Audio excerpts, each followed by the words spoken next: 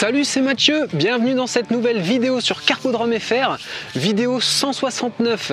Et aujourd'hui, vidéo très rapide, je vous propose 3 astuces pour la pêche au coup. Ce sont des vidéos que j'ai déjà faites dans la première saison, donc sur Carpodrome FR, et je vous propose rapidement de revoir 3 points essentiels. Tout d'abord, mettre bien son plomb sur une ligne, c'est-à-dire surtout une méthode pour le pincer et qu'il soit parfaitement centré. Ça a des avantages évidemment sur notre qualité de ligne en pêche au coup. Ensuite, on revient rapidement sur l'intérêt de placer une gaine à la base de la quille du flotteur. Et pour finir, je vous montre comment monter un hameçon à œillet de manière très rapide. Restez bien jusqu'à la fin de la vidéo si vous voulez plus de détails sur ces vidéos. Comme ça, à la fin de la vidéo, vous avez accès directement à l'intégralité de chacune de ces 3 techniques.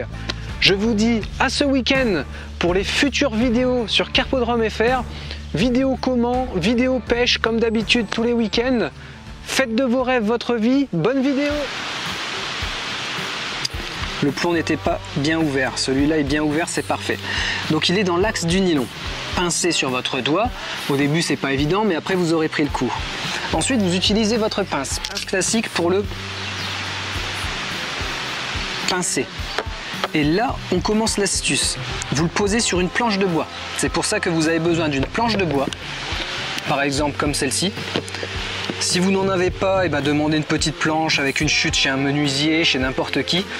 Et vous vous procurez cette planche de bois. Favorisez une planche en chêne ou en châtaignier qui se dégradera très peu dans le temps en fait. Parce que vous allez voir, à force de faire ça, vous allez marquer votre bois et plus c'est dur, mieux c'est. Plus ça va être efficace. Et vous vous procurez une lime de ce type. Ça peut être une lime plate.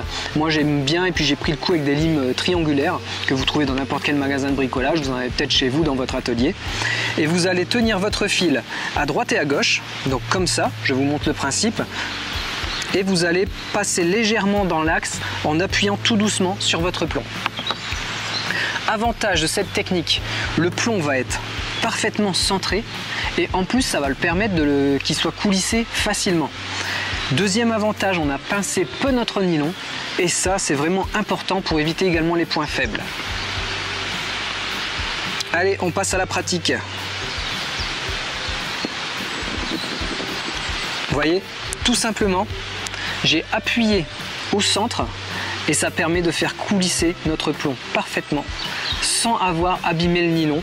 Il est dans l'axe et il restera très facile à coulisser lors de notre partie de pêche au bord de l'eau.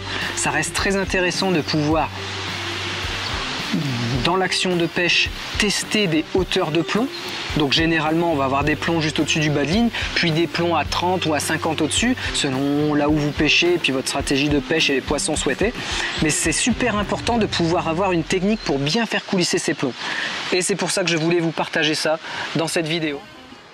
Un des points fondamentaux pour ne pas emmêler sa ligne, ça va être par rapport à quand nous la lançons. Vous voyez le retour des plombs, s'il passe au-dessus du flotteur, c'est là où on en mêle. Il y a en plus bien sûr l'expérience et vraiment l'habitude à pêcher, mais ça c'est un point essentiel. Et comment on pallie à ça? Avec ça, des gaines, mais une gaine qu'on va positionner stratégiquement selon le type de pêche qu'on va mettre en place. Je vais vous parler de ça dans cette vidéo, ça sera rapide. C'est parti, donc on va voir 4 types de lignes et 4 positions de gaines différents. Pour que vous compreniez bien, en fait, nous avons toujours notre flotteur, les plombs en dessous. Si sur la base de l'antenne ici, donc on prend l'exemple de ce flotteur, à la base ici, vous allez faire dépasser votre gaine. Donc généralement sur tout type de flotteur, on va mettre 3 gaines, une au début, une au milieu et une à la fin. Et quand on est des jeunes pêcheurs, ou qu'on débute, et bien en fait cette gaine-là, on a tendance à la mettre 100% sur la quille. Et non, il faut la faire dépasser. Il faut la faire dépasser en dessous. De cette façon, la ligne, quand on la lance, fait beaucoup moins un effet de bascule et ne passe pas au-dessus des flotteurs. Donc quasiment plus d'emmêlage, même quand vous pêchez très vite. Allez, 4 exemples avec ce petit flotteur. Donc là, on a une ligne en 0,3 et je vous montre la position de la gaine. Hop. Donc sur ce flotteur en 0,3, qui est plus une logique de pêche de gardon en étang, la gaine va aussi avoir un rôle sur la profondeur. Donc, vous voyez que j'ai laissé ma gaine dépasser un tout petit peu, donc vraiment un quart. L'idéal serait même ici. Hop, voilà, un quart. Et rien que ça, ça permet de faire un effet qui va stopper la remontée des plombs, du coup empêcher de repasser au-dessus et quasiment plus emmêler. Vous pouvez pêcher beaucoup plus rapidement. Votre ligne, vous l'envoyez même par-dessus la tête, en concours ou sur le côté. Elle se met tout de suite sur l'eau et on peut aller beaucoup plus vite. On n'en mêle plus. Ensuite, on voit ce type de flotteur.